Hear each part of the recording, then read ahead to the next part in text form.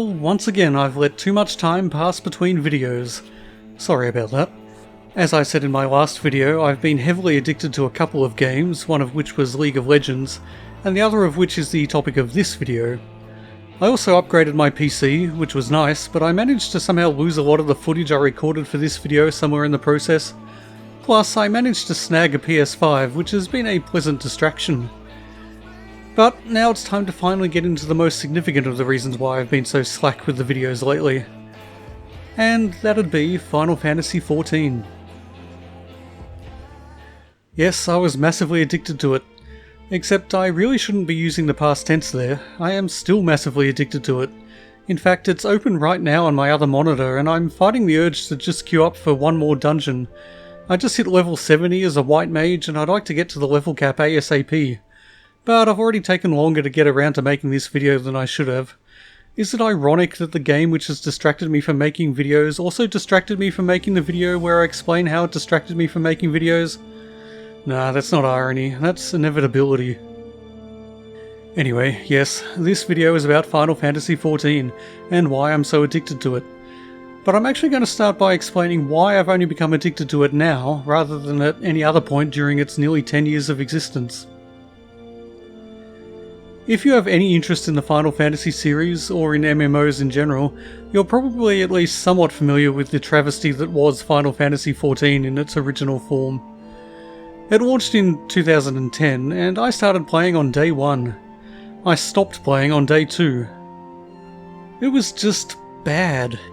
The overall aesthetic was decent, and there were some okay looking elements, but the UI was horrible, the combat was as exciting as listening to someone describe paint dry in a dull monotone, and every design choice seemed specifically intended to eliminate any fun the player might have. Furthermore, it ran absolutely terribly, even though my PC at the time should have been sufficient. It was all just a mess. At that time I was still hugely addicted to World of Warcraft, and even though I was also a massive Final Fantasy fanboy, I had absolutely no inclination to spend time with Final Fantasy XIV when I could be playing WoW instead. I was disappointed that FF14 wasn't the Final Fantasy MMO I dreamed of, but I was happy enough to just stick with Blizzard's monolithic time sink. In retrospect, I regret not sticking with FF14 version 1. Not because I think it would have been an enjoyable experience, but just because I think it would have been nice to be a more active participant in what turned out to be the greatest redemption story in gaming history. The only other contender for that title I can think of would be No Man's Sky, and although that game saw quite a turnaround, I believe what happened to FF14 was close to a miracle. You possibly know the essentials of the story, and if you don't, I'll put a link to the excellent no-clip documentary series, if I remember. But in essence, when it became obvious that the game was a complete failure, it was put under new management, who decided that it couldn't really be salvaged. It needed to be shut down, rebuilt, and then relaunched, almost as a new product entirely. And so we got Final Fantasy XIV, A Realm Reborn. But it wasn't quite as simple as that. In what I consider to be a stroke of pure genius, the shutdown of version 1 was written into the very fabric of the game. The servers weren't just unceremoniously switched off one day. Instead, the virtual world of FF14 was shattered by a calamity brought about in one final, lethal storyline. And this is why I truly regret that I didn't stick with version 1 until the bitter end. I've watched videos of the moments before the shutdown, as the red moon Dalamud hangs in the sky, not unlike the meteor that presaged doom in Final Fantasy VII. The atmosphere is eerie and melancholy. I can only imagine how it must have felt to be one of the players milling about, looking up at the sky, knowing the end was near. Even though the game was far from great, it must have been a chilling moment. And then, at the moment the servers shut down and version 1 disappeared into the aether forevermore, a cinematic played.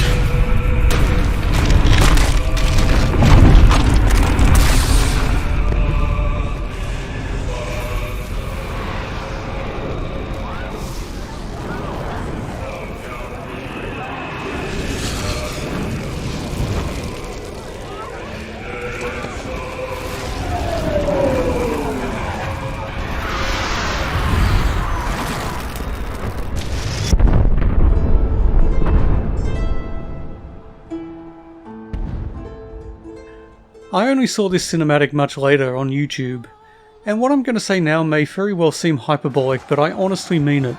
To my mind, this is quite simply the finest bit of CG ever created. It may even be the finest piece of animated film ever created. It's tough to explain the impact it had on me, and still has on me. To this day, I can't watch it without getting emotional. It's just so damn epic. The music, the colours, the characters, and that ending, dear god, the ending, those last few seconds. Which I'm not going to put here. If you're inclined to watch it in full, you should do so without me talking over it. Ultimately, words cannot do justice to just how much I love this 6 minutes of animation. Your mileage may vary, of course, in fact it almost certainly will, but I recommend seeking it out for yourself even if you have no interest in FF14. It may just get a little spark of interest going.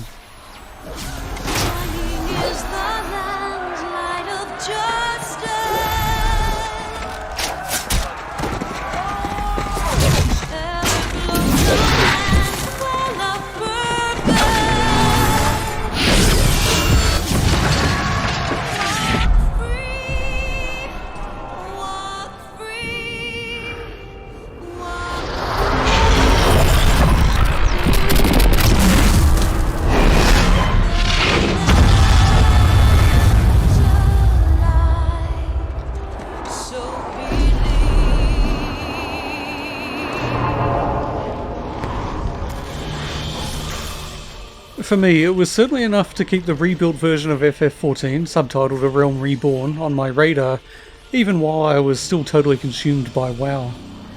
Thanks to my ongoing WoW addiction, I didn't race to be amongst the first to try out A Realm Reborn, but since it was a free upgrade for owners of the original, and really it would have been business suicide to make legacy owners pay for it again, I did eventually get around to downloading it and logging in. I wasn't expecting much. I honestly didn't believe they could turn it around. I was wrong, of course, but actually my initial impressions were still rather subdued. It was immediately apparent that it looked a lot better, it sure as hell ran a lot better, and the user interface was much more, well, usable and interfaceable, which I'm surprised to learn is actually a word according to Google's spell checker. But the gameplay seemed slow, and the story completely failed to suck me in, which turned out to be a major problem. By this point I'd been playing World of Warcraft for 7 years, I'd sunk thousands of hours into it, and I'd done so without ever really caring about the story or the wider lore of the game.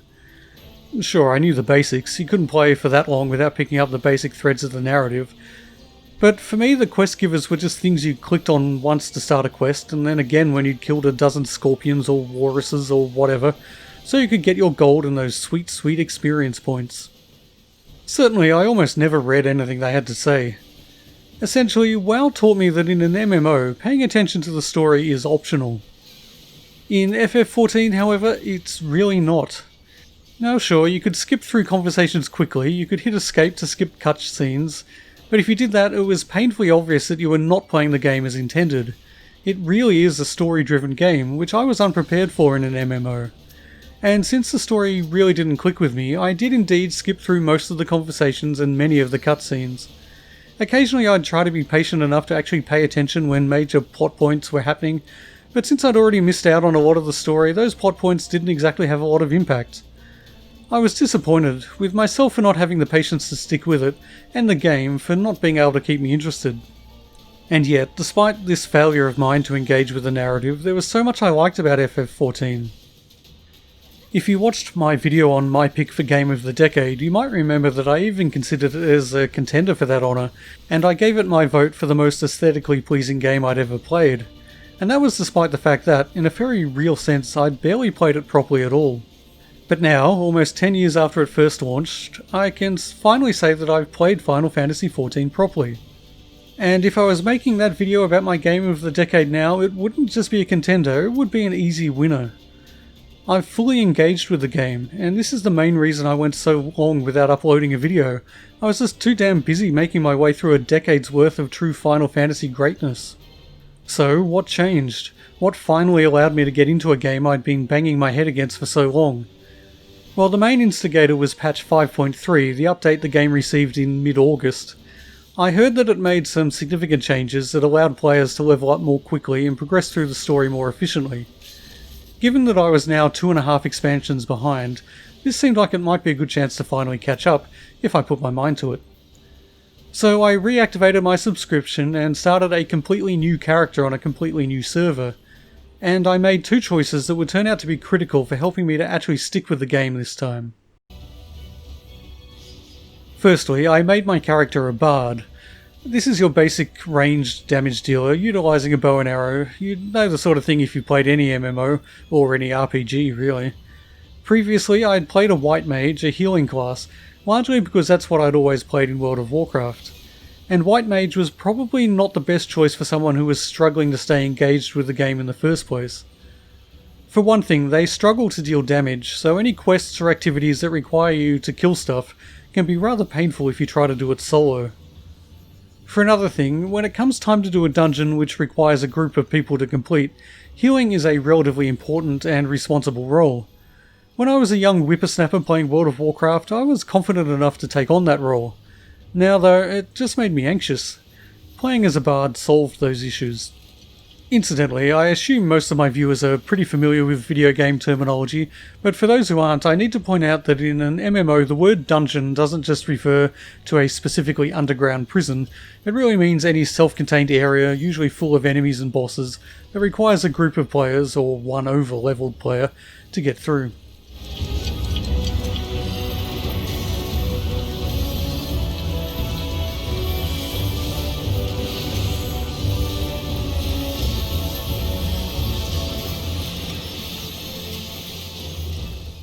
Anyway, the second vital choice I made was to create my character on a Japanese server. My main reason for doing this was that they supposedly have a lower ping for people in Australia, as well as a modest population of Australian and New Zealand players. But there turned out to be a secondary benefit that I only discovered later on. It turns out that I love playing with Japanese people. They're mostly very polite, which is nice, but more to the point, I can't understand the majority of what they're saying. So even if they're not being polite and are in fact abusing the hell out of me, I can't tell. And if you watch my video on League of Legends, you know that I am, to my own shame, easily perturbed by verbal abuse from random internet strangers, so ignorance really is bliss. Actually, FF14 does have a rather nifty feature whereby you can select from a large range of predetermined words and phrases, which are then auto-translated into whatever language the reader can understand. It's limited, of course, but it's surprisingly versatile, and the designers wisely decided not to include phrases like "you suck" and "go kill yourself, you absolute loser," which I am grateful for. Anyway, with my newly created bard on a Japanese server, I set out to blitz my way through the game and all 3 expansion packs and finally catch up to everyone else. It was my genuine intention to just skip every cutscene and conversation I could and just ignore everything possible on my way to the level cap. And to begin with, that's exactly what I did. In fact, I skipped my way frantically up to the point in the story where I'd quit last time around. It took me 8 or more years to reach that point before. Now, thanks to the changes made in the most recent patch and the fact that I was no longer even making a vague attempt at paying attention to the story, I got there in a couple of weeks. And now, I made another decision that proved to be incredibly important. I decided to make one last effort to engage with the story. And this time, miracle of miracles, I did. I'm honestly not sure what it was that made this final effort a success. Part of it, I think, is due to the fact that by this point, halfway through the Heavensward expansion, the story really does begin to pick up. It seems to be the broad consensus that before this first expansion, there were some pacing issues and that the narrative wasn't always firing on all cylinders, and indeed this is something that the recent changes sought to rectify. Also, by this point I just had a lot of momentum. I'd made short work of what had previously been a massive struggle, and even though I still had 2.5 expansions to wade through, that no longer seemed like such an impossible task.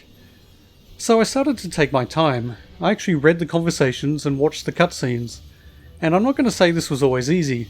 It's safe to say that FF14 does not feel the need to rush anything.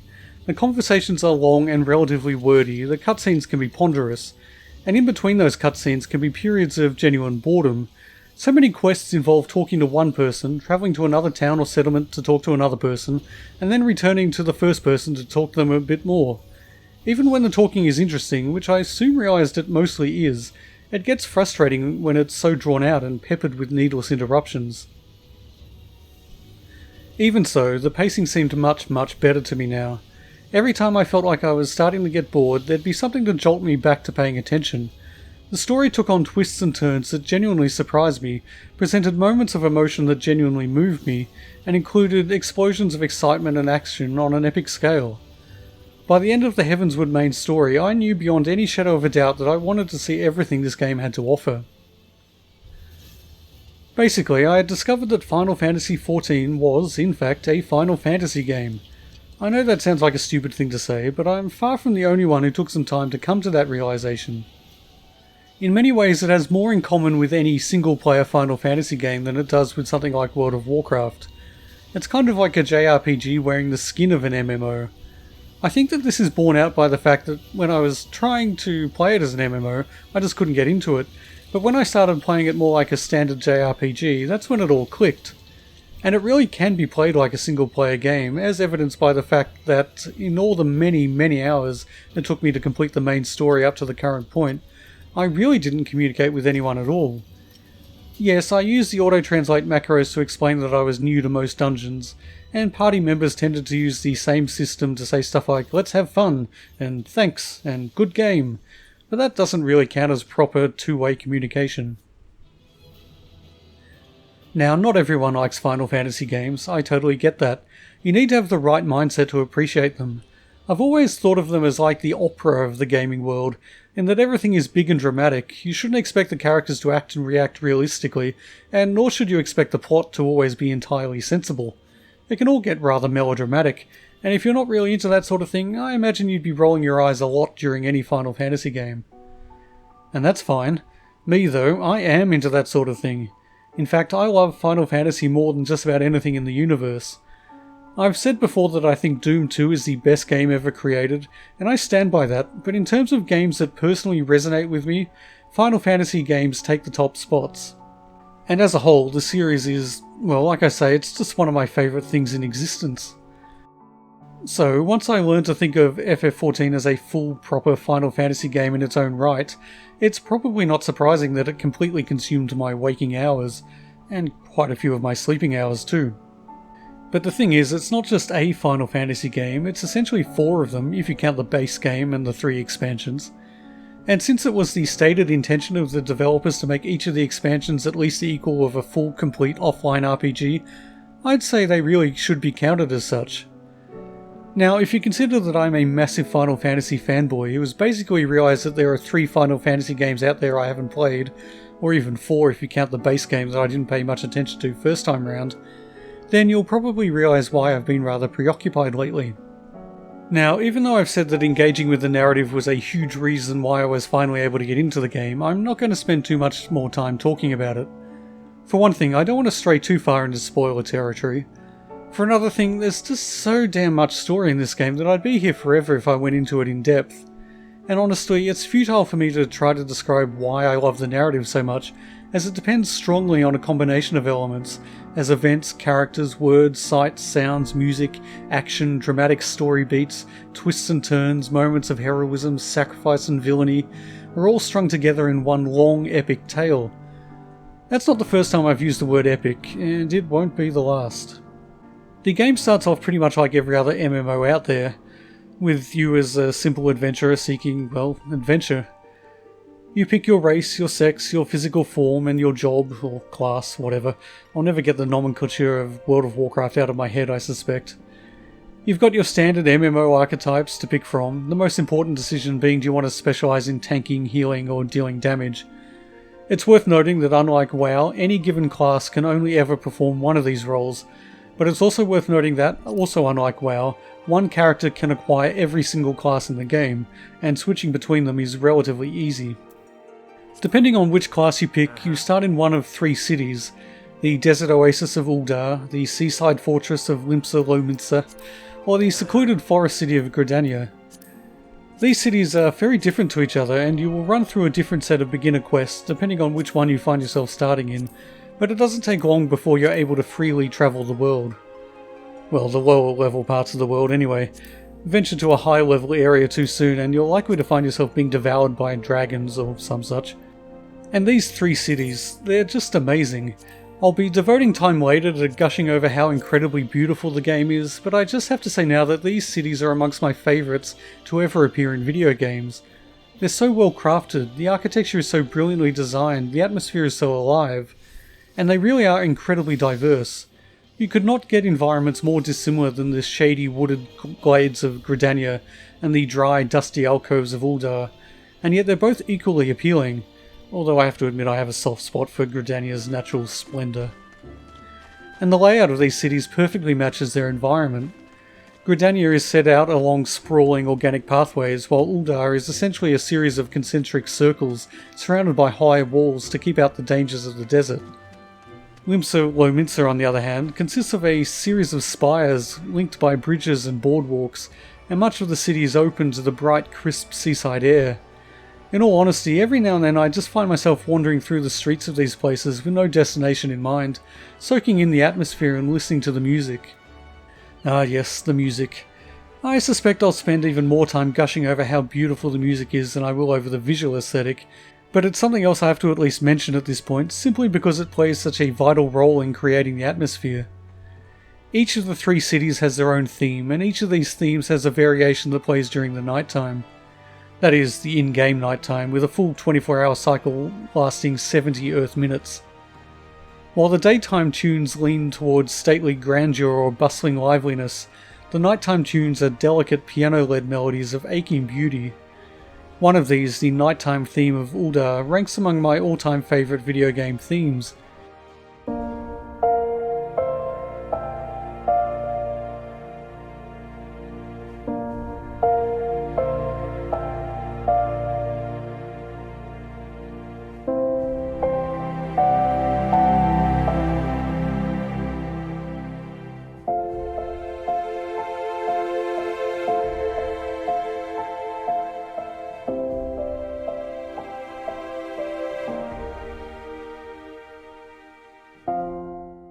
And believe me, that's not the last time I'll be making that claim about a piece of music from FF14.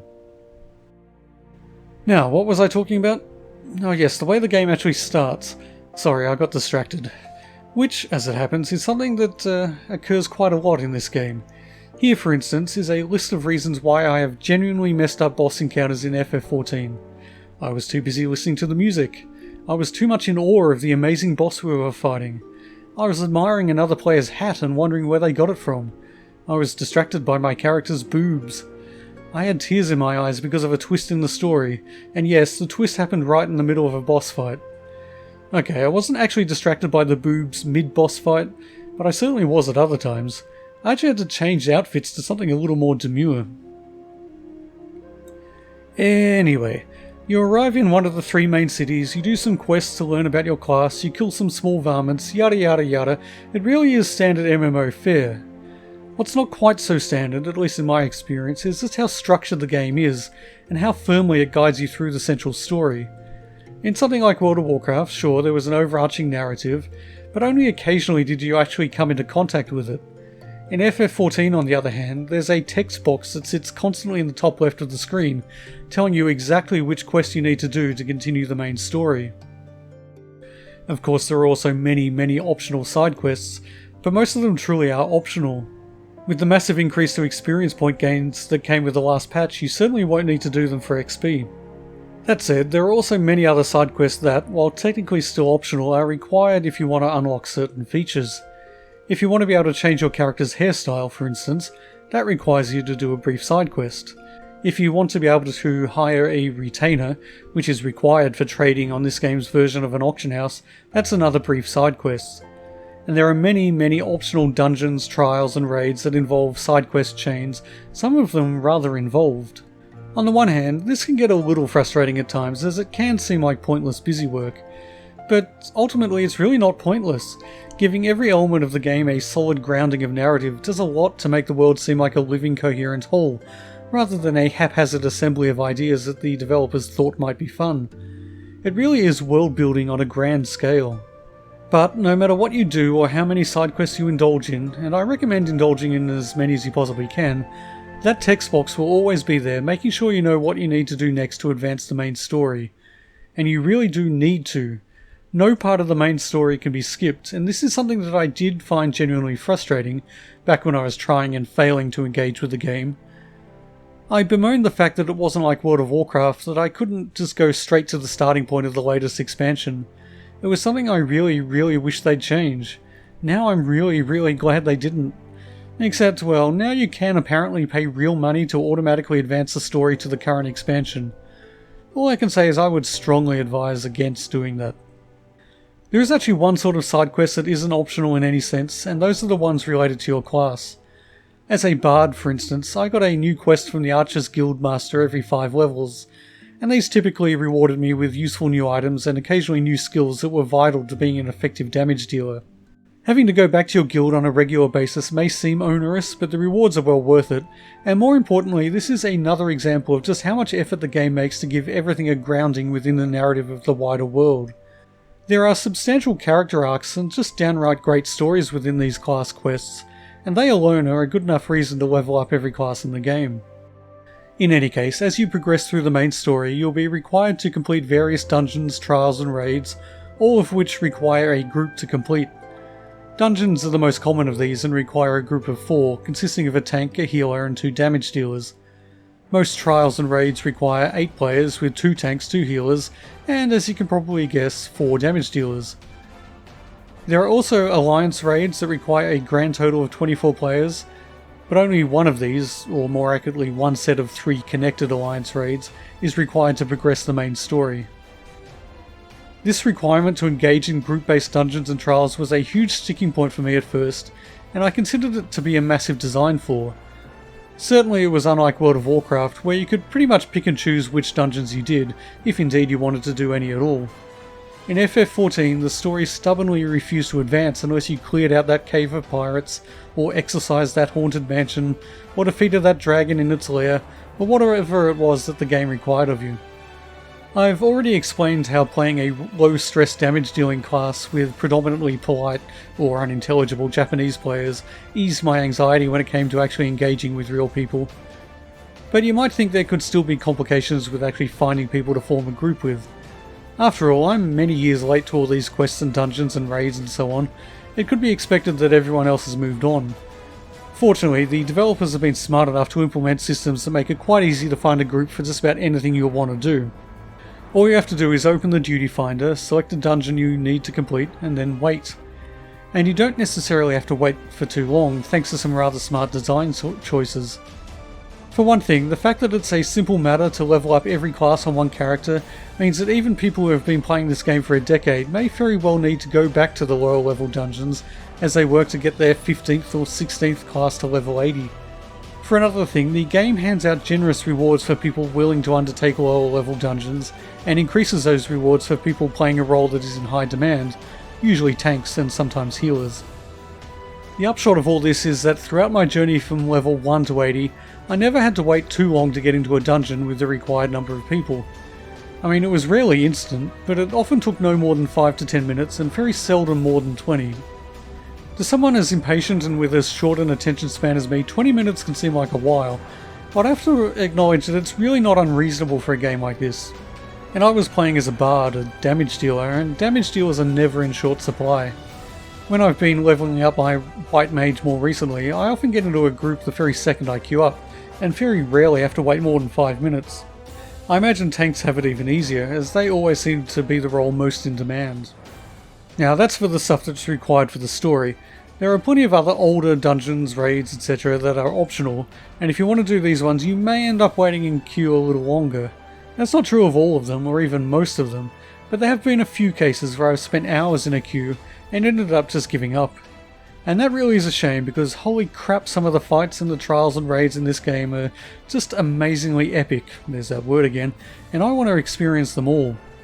And honestly, amazingly epic doesn't even begin to cover it. The boss fights in this game are one of the 2 main reasons I've been so comprehensively sucked into FF14, and why it's become one of my favourite games of all time.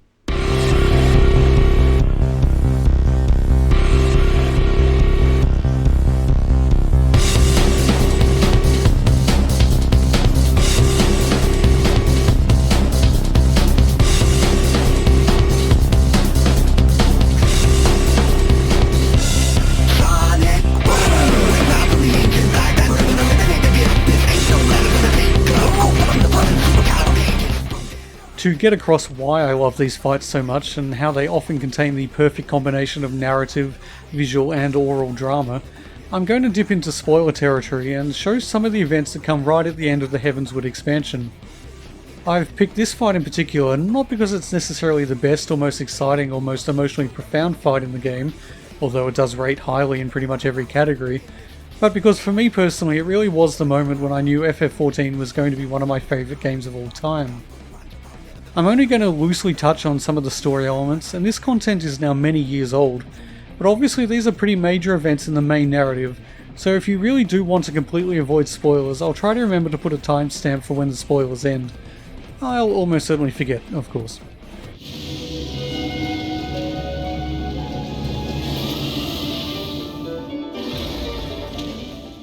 Two great dragons, Hraesvelgr and Nidhogg, do battle in the skies above the city of Ishgard. Again, I'm not going to go into the reasons behind this conflict, but suffice it to say, this is the culmination of a long and tumultuous storyline that takes up the bulk of the Heavensward expansion.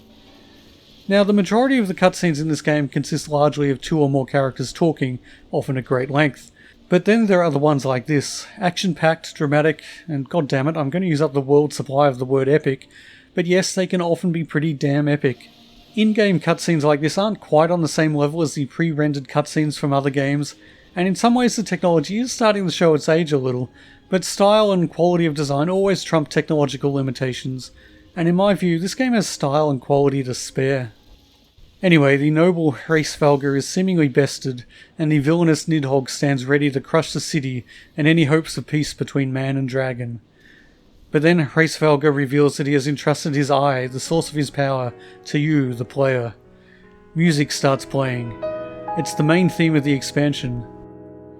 Children of the land, do you hear? Echoes of truths that once rang clear. Two souls intertwined, one true love they did find, bringing land and heavens near. But flames that burned full bright soon fell dark. Memories dimmed by shadowed hearts. In the waxing gloom did wane the lover's moon, watching as their worlds drift apart.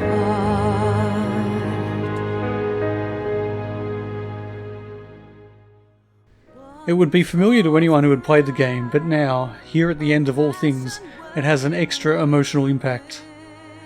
And then combat starts. Well, actually, you'll have to queue up using the duty finder, and you might end up waiting a little while, but you can continue to stand here looking at your foe as the music continues to play.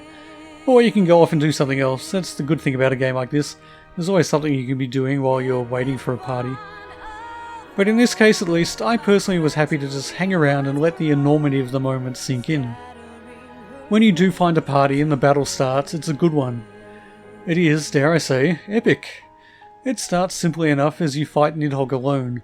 Before long though, he summons a few of his friends, and of course they need to be beaten into submission before they murder you. Then Nidhogg transforms. I mean, of course he does. What would a Final Fantasy boss fight be without at least one ostentatious transformation?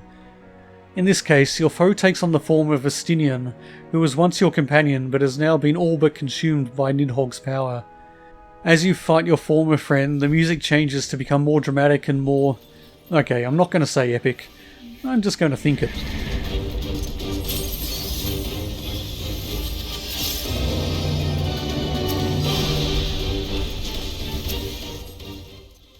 Naturally though, this isn't even Nidhogg's final form. Get his health down low enough and he transforms back into a dragon, but now he's basically on fire. And so, it seems, is the sky itself as the light changes to an ominous orange. That's not enough to stop you, of course, and inevitably victory is soon yours. Unless your party is really bad, of course, in which case you might die, and it'll take you one more attempt. But that's unlikely. And of course, a lot more dramatic stuff happens after the fight. Victory is celebrated, losses are mourned, and so on. Like I say, I'm not going to go into the story in any detail. I just wanted to try to get across how the game is frequently punctuated by boss fights that are truly memorable. I'm not sure if I've managed to get that across. I'm not sure if it's possible to do that, not without spending hours taking apart the story, because so much of what makes these fights memorable is the narrative that underlies them. That music, for instance, the theme that plays before the fight, it's not just a great and melancholy piece of music, it's a poetic retelling of the long history that has led to this moment. It's a ballad in the truest sense, the sort of song that a bard might perform when retelling a legend. And to hear it playing there in the quiet moments before the chaos of battle, then you feel like you are truly part of that legend. And there are many moments like this in FF14. One of the recurring elements of the game are primals, godlike beings of great power summoned by their devotees in moments of crisis. A large chunk of the narrative is dedicated to tracking them down and defeating them, and doing so almost always necessitates yet another truly awesome boss fight. Many of these primals will be familiar to Final Fantasy fans, as the earlier fights in particular see you taking on some of the mainstays of the series' summonable monsters, such as Ifrit, Titan, and Shiva. But there's far more to these encounters than just the nostalgia factor. The fights are amongst the best the game has to offer, and then there's the music. And look, I'm just going to say it now, any one of the 3 expansions or the original content would by themselves be a strong contender for best game soundtrack of all time, in my opinion. And only other Final Fantasy games would come close. But if you consider FF14 and all its expansions to be one game, well then it's not even remotely close. The library of music this game has built in the last decade is an oral achievement unequalled in gaming. And nowhere is this more apparent than in the primal fights. Each one has its own theme, and the diversity amongst them is just unbelievable. You've got your traditional orchestral arrangements, sure, and they're great, but much better in my opinion are the ones that fall into genres you wouldn't necessarily associate with the high fantasy world of the game.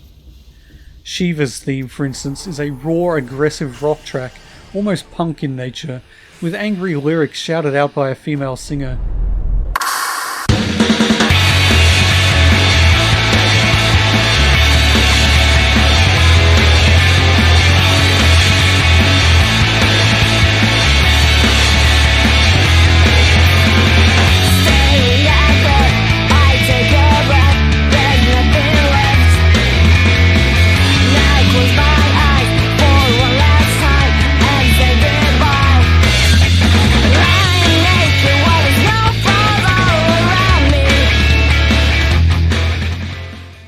Leviathan's theme is another rock track that's a bit more down-tempo and subdued with a male singer, but it's no less intense.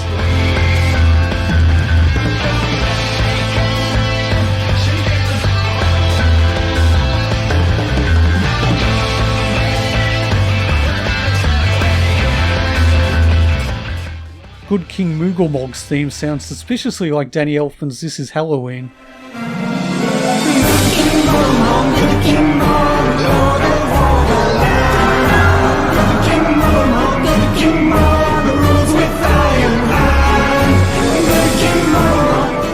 The 2 real standouts though, to my ear at least, are the themes of Alexander and Titan.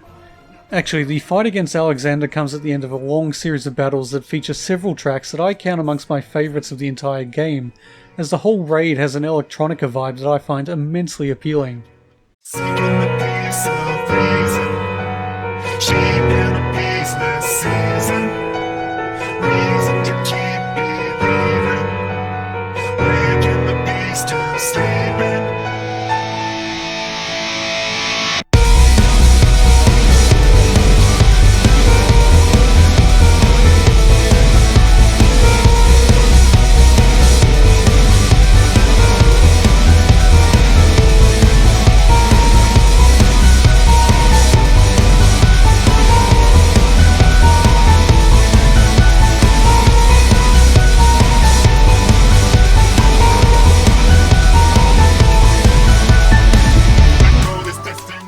Titan's theme, on the other hand, is another rock track, or maybe you'd call it heavy metal.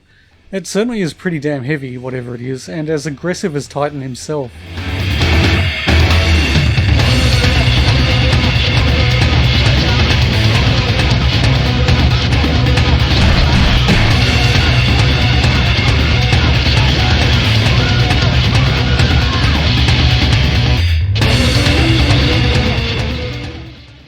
How much any given player will enjoy these tracks very much depends on their taste in music, but I don't think anyone can deny that these themes perfectly match the fights that they accompany. Alexander is a being of technology and energy, and his fast-paced electronic theme accentuates that. Likewise, Titan is a hulking beast made of rock who hurls boulders and landslides at you, so the heaviness of his theme makes perfect sense. Hell, it's even called Under the Weight. Then there's the lyrics of these tracks. They're both actually pretty hard to decipher, Alexander's theme in particular, as it's just so damn fast, but it's worth doing so because they're thematically so much on point. Titan's theme especially is just a masterpiece. The words are simple, they're just rhyming couplets, but holy crap, they do such a good job of adding another layer of aggression and threat to the boss you're fighting.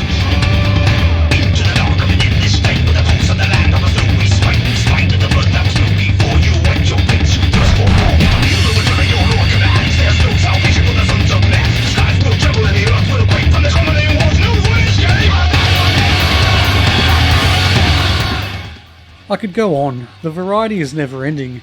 Lakshmi's theme has a distinctly Indian, almost Bollywood feel. The fight against the Fairy King Titania is accompanied by music that's whimsical, light, and yet somehow a little sinister as well. Sephiroth's theme is a dark, emo nu metal that's so edgy it's almost laughable, but ends up just being a fun headbanger. Oh, and that's Sephiroth, by the way, not Sephiroth. FF7's iconic villain hasn't showed up in 14 yet, but I almost feel like he's in the minority there. Sometimes it seems like just about every other Final Fantasy character has made it into 14 in one form or another. For instance, want to fight Kefka from FF6? You can do that. Want to fight Ruby Weapon from FF7? You can do that too. Want to fight your way through the city of Rabanastre from FF12? That's in there. Want to dress your character up as Cloud or Squall or Zidane? That's an option. This really is fan service in the best and truest sense. And yes, I know fan service traditionally means something a bit more smutty, but I can't think of anything better to call it. I don't know of any other company that has such reverence for its own creations or better knows how to give their fans what they want than Square Enix. Possibly Nintendo does it just as well as Smash Brothers, but I've never really played those games. In any case, it's obvious that Square respects and loves their fans and truly takes pride in their product. And believe me, that's not something I ever thought I'd say about FF14 back when it first launched, and that's why I have to call it possibly the greatest redemption story in gaming history. But I'm still not done gushing about the music. The boss themes are incredible and a real highlight, but there's so much more to the soundtrack. I've already touched on the themes that play in the three main cities and how they change from rousing daytime themes to softer piano-led tunes at night, but the same is true of just about every other area. And some of these are also amongst my favourite pieces of game music of all time. The Yangsha theme from the Stormblood expansion is maybe the best exemplar of how good this music can be, and how much care is put into its composition. The daytime theme is a light-hearted but gorgeous tune with a distinctly East Asian feel to it, in both the music and the instruments.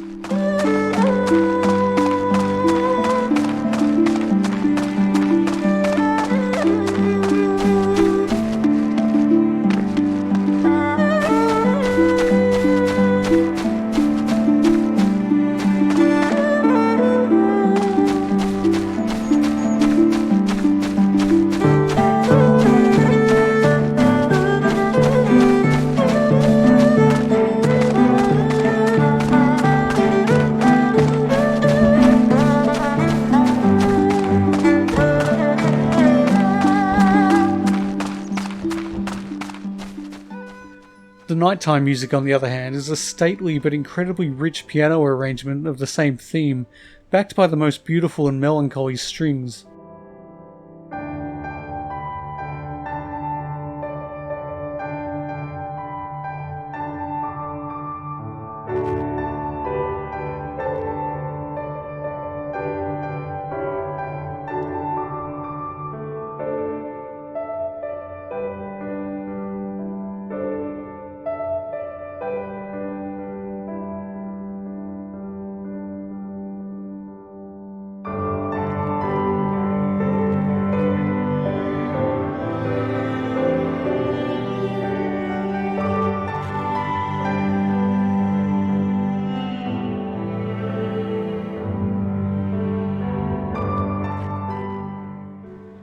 When I was first wandering around this area and the day fell into the darkness, I had to just stop and listen to this new music.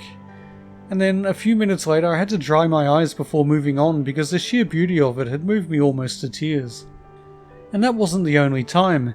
It genuinely became almost uncanny how often I'd enter a new zone or a new dungeon and find myself thinking, well, there's another entry for my list of best ever game music. It was honestly emotionally draining just discovering how much beauty there was to be found in FF14's soundtrack. Okay, enough about the music, on to the visual design. And it might not surprise you to learn that not only do I consider FF14 to be the best sounding game of all time, I consider it to be one of the best looking as well. I said earlier that the technology is showing its age a little, and that's true, but the visual appeal of a game does not rely on technology, and in this game, design is king. Of course, just like the music, the visual aesthetic is not going to appeal to everyone, but if it's your sort of thing, you'll find the game world to be astonishingly beautiful. Like pretty much every element of FF14, this particular aesthetic is most definitely my sort of thing. It's the environmental design that I think is the most impressive graphical component. Naturally, this isn't just down to the visuals, it's got a lot to do with the layout and architecture, and those are great too, but it's mainly the simple beauty of the world that makes it so appealing to just wander around in. And I've done quite a lot of that, which is really rather rare for me, as I'm usually too impatient when playing games to stop and smell the flowers. Metaphorically, that is. There are plenty of flowers in this game, but it's still not possible for the player to actually smell them. Although I hear Nvidia is working on a new olfactory card for that very purpose. And the environments are just as varied as the soundtrack. Every MMO cliché is covered, and covered well, with that distinctive Final Fantasy twist. Forests, deserts, farmlands, snowy mountains, rocky canyons, it's all there. But there's so much more variety than just about any other game in existence. Only World of Warcraft can really compare in that respect, and that's mainly because it's been around for so many years. Once you get to the areas in FF14 introduced with the first expansion, the creativity really starts to soar, with floating islands in the sky, dragon-infested wilderness, highlands littered with the ruins of a near-dead civilization, and dark lands fused with high technology. And for all this variety and all the vast scope of the world, nothing, not one single thing feels generic. Every inch of the game seems to be bespoke, the deliberate, thoughtful creation of a careful designer. No city is the same, no settlement is the same, no corner of the wilderness is the same. When you explore a new area for the first time, you can be sure of seeing something new around every corner, and so exploration for its own sake never feels like a waste of time. The game is not as open or as vast, perhaps, as some of its rivals, but this is not to its detriment. It just makes the whole thing seem more densely packed with points of interest. And then there are the dungeons. These two are finely crafted, well-designed affairs, visually speaking at least, and they're just as varied and distinctive as the wider game world. Not all of them are super interesting, at least in the early game, as you'll start off delving through dingy caves, dilapidated pirate hideouts and slimy cesspits, but that's all part of the journey. You can't go around storming the citadels of Dark Lords when you're still a level 15 dingus with a wooden sword and armour made of discarded tin cans. It won't be too long, however, before you're taking on all sorts of challenges in a variety of settings that are often awe-inspiring, and yes, it's been a while since I've used the word, so I'll wheel it out again. Epic. It's also been a while since I've mentioned the music. Wait, no it hasn't. Oh well. But yes, the music in the dungeons is awesome and just as varied as everything else in this game, sometimes memeably so.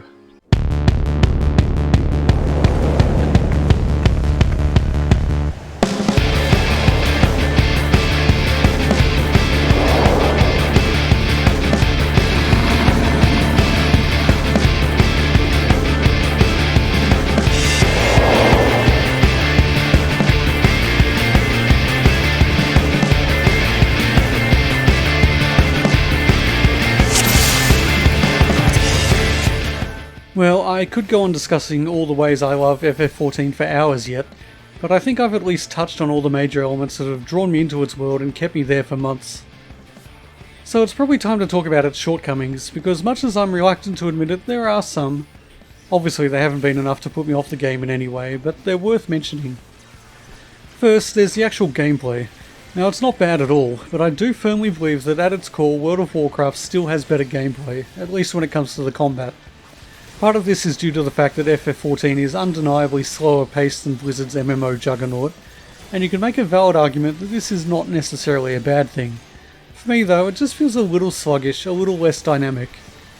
This isn't helped by the fact that, until you get to the high levels, your abilities can feel really rather limited. This is particularly noticeable as a healer, and you'll go through your first dungeon spamming one healing spell, and actually spending most of your time doing paltry amounts of damage to the enemy with your one damaging spell. Coupled with the less than exciting nature of those dungeons, it is possible a new player will feel a little underwhelmed by the combat experience. It's hardly game breaking, and all but the most difficult to please players will find plenty to keep them enjoying the game, but it's worth mentioning. A more prevalent issue, for me at least, is the fact that the mechanics of the boss fights are not as interesting or as varied as pretty much everything else in the game. The dominant theme of these mechanics basically boils down to don't stand in the bad stuff. That's a long-standing MMO cliché, but more than just about any MMO I've played, the bosses of FF14 love to highlight a patch of ground in red, and then a second or two later unleash a powerful, or possibly lethal, attack on that area. Like I say, that's absolutely standard MMO fare, but the problem is FF14 doesn't often introduce other novel or creative challenges in its boss fights. World of Warcraft, on the other hand, had many fights that added a unique twist to the formula, and although I didn't always think they added to the experience, they at least kept things kind of fresh. I read a comment a while back by someone who described the boss fights in FF14 as essentially an MMO version of Dance Dance Revolution, where you had to keep moving in time to the boss's attacks. And that's really a pretty accurate description. And honestly, it works well enough. Hell, I'm a fan of rhythm games and the combat is enjoyable, but it does get a bit samey after a while. It might take a while to realise that because the bosses themselves are endlessly fascinating and hugely varied, be they hulking dragons, noble demigods, archaic technology brought to life, that monster you killed in FF5 decades ago, whatever. But too often you spend your time fighting them thinking, okay, move out of that red circle, move into that circle, dodge that red square to the left, to the left, to the right, and it's dead. Which is fine, but I definitely feel more could be done with the combat. When I was deep in my World of Warcraft addiction, I could spend hour after hour and night after night working on the same fight without getting bored. I can't imagine finding a grind like that quite so enjoyable in FF14. And that isn't the only reason I have some concerns about just how compelling I might find FF14 in the long term. The fact that it's so focused on the narrative, coupled with the way that the story is told in an episodic way, means that there may be times when you've completed all current story content and have to wait a few months for the next chapter. Sure, like any MMO, there's plenty of stuff to do outside of the main story. For instance, people like me who love leveling alts will have a lot of fun with the extremely flexible job system, but for a lot of other people the question may soon arise, is it worth paying a monthly fee for this? Of course, the answer to that question is up to the individual, and it's something the developers are aware of, to the extent that they've described the game as something they expect people to dip in and out of as new content is added. Which I guess is admirable in a way, as they're willing to stick to their design philosophy even though they know it will cost them a small proportion of their subscription revenue. For me personally, I'm not yet at the point where I'm weary of the game and prepared to cancel my subscription until the next big update hits, but I strongly suspect I will hit that point, quite possibly in the lull that is to be expected between the final big patch of the current expansion and the release of the next one. Assuming there is a next one. I think it's been all but confirmed that they're working on it, but it hasn't been officially announced yet. And hell, that's no bad thing. I've experienced what it's like to have my whole life devoured by an MMO, and I really don't want to go down that route again. Okay, time to wrap this up, even though I feel like I could spend another few hours just rambling on and on about how beautiful I find this game, how many times the story has had real emotional punch, and above all, how much I love the music. The music, man, the music. I honestly believe I can't communicate how much joy it has brought to me without sounding like I'm literally insane, or at least emotionally unbalanced. To be fair, there's a pretty good chance I'm both of those things. Well, thanks for watching. I know this is another game that's a world away from the retro classics I mainly cover, but given how much of an impact FF14 has had on me over the last few months, I had to make a video about it. I hope you've got something out of it regardless. Until next time though, get off my lawn.